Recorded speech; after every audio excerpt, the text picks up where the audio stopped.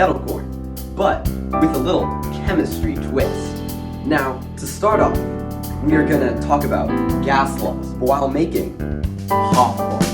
Now, popcorn is a very good example of gas laws, specifically Gay-Lussac's law, because as we all know, temperature and pressure are correlated. So, as we increase the temperature, pressure will build up, thereby popping our popcorn. So, what we will first do is add the temperature. And so we'll heat up our oil in this pan until it's, steaming a little bit. Another fun chemistry fact is when you add heat to my hands, they hurt.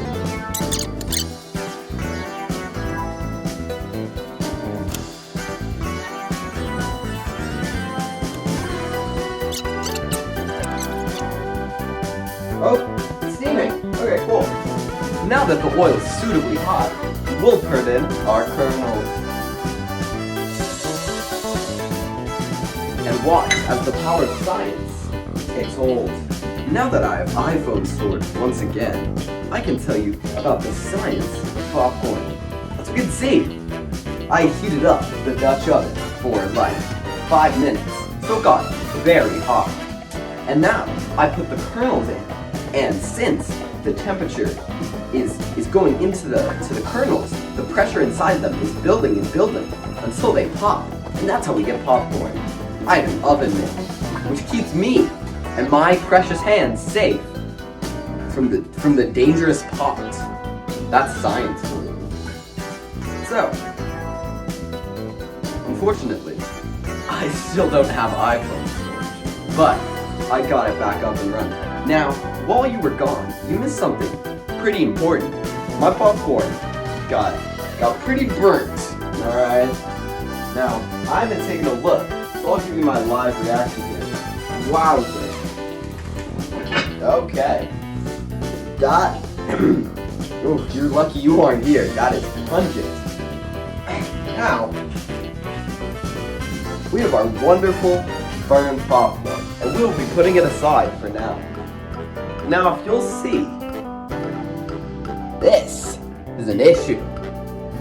So, that's just some of the fun mishaps that happen when you cook with Jack Nance. Now that we're done with that fiasco, we will be doing our other part of this recipe, caramel. And let's hope I don't mess this one up as bad. So, caramel also is a very good example of another key chemistry concept required for this assignment, solutions. Now, you might be thinking to yourself, how are sugar and salt a solution? Well, let me tell you, since they are both polar, because they both dissolve in water, we know that they will also combine with each other. And since we know that caramel is essentially just liquid sugar, we can combine them to create a solution.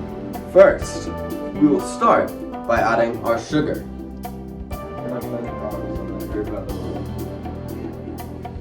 Well, while we're waiting for this sugar to caramelize, and I'm sipping my grapefruit sparkling water, I would like to clear the air, if you will, about how I'm pronouncing the word caramel.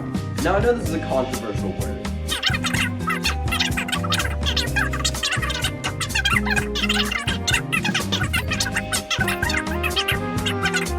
Am I right, guys? So, that's my entire defense. Whoa. Since I can't really show you the caramel from over there, I'd like to show you from here. This is what we're working with right now. This is just sugar into the caramel. We can see it is rising at me. So that's interesting. And it's starting to steam a lot. It is sugar. It's scorching my eyes, so that's interesting. But we'll be doing our next step in our production, just putting in butter. Heads up, there's smoke in the hallway. The alarm may sound.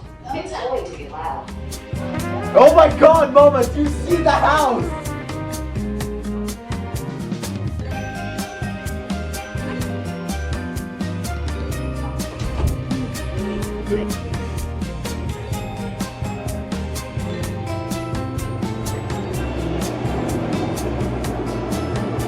We will not be discussing what the events that transpired today.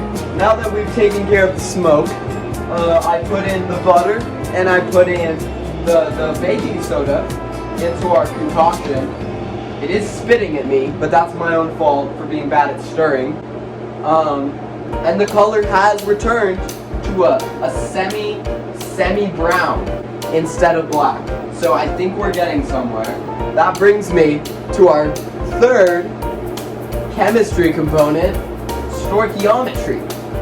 Now, when I started this process, I didn't really know what I would do for stoichiometry because it's such a broad topic. I was gonna say something like, oh, if we have 1 popcorn and 1 teaspoon of caramel, we will get 1 perfect caramel corn, or something like that. But now that I've had so many mishaps, it has given me a wonderful idea: limiting and excess reactants. Now, I followed a recipe when making this, and recipes tend to be designed to have everything mixed well and not have any limiting or excess components. But since, as we know, I messed up the popcorn and a lot of it got burnt, I took out all the burnt pieces. So now, what do I have? I have a limiting reactant in the form of the popcorn, and an excess reactant in the form of my caramel.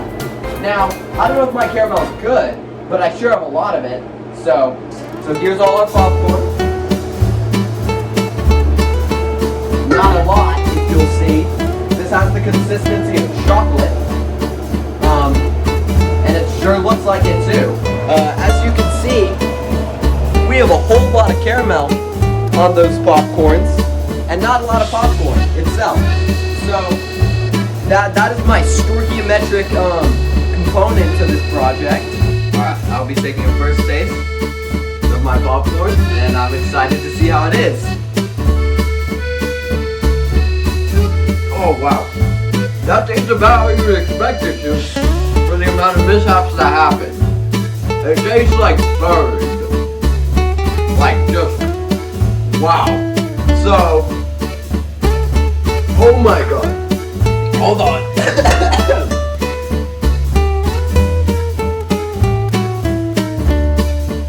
Oh, okay, I've recovered.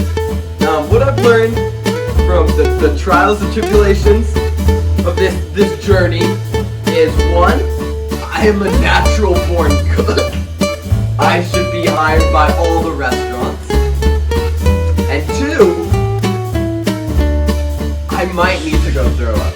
So, thank you, ladies and gentlemen, for being here on my cooking journey. And I will see you next time.